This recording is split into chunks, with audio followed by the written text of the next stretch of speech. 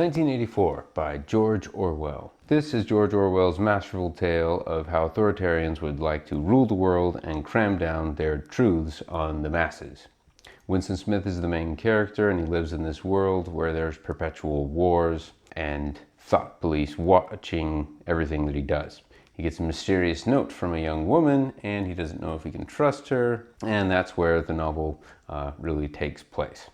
I love this book because it pinpoints human weaknesses and how the few can control the many by utilizing them. I love the ideas of rewriting what words mean and having governmental bodies that are the exact opposite of what their name suggests. The Ministry of Truth, the Ministry of Plenty, the Ministry of Peace.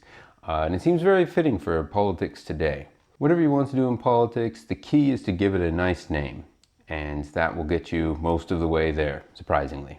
The ending is haunting and bleak in classic Orwellian fashion. You hear the haunting lines of, "It was all a big misunderstanding. I love Big Brother," and it kills you to read those words once you get to the end. But that also speaks to another great truth, I think, that we as people will often take the comforting lie over the painful truth. And after enough time, we can be forced into believing lies, which I think is a fascinating psychological insight that 1984 walks us through.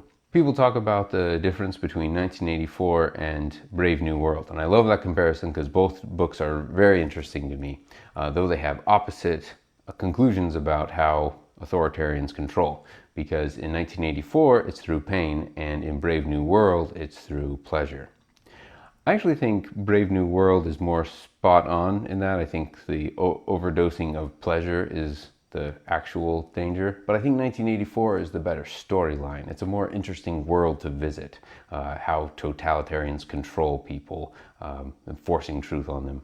Fun fact, George Orwell wrote this book over a 2-year period on an isolated Scottish island where he had no electricity and no hot water. And he just wrote and wrote, and his body was falling apart as the 2 years went on, and it got worse and worse and worse. And he actually died a year after finishing it.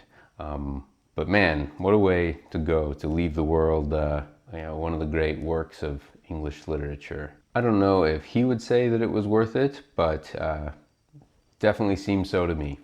I'm going to give this book 5 stars.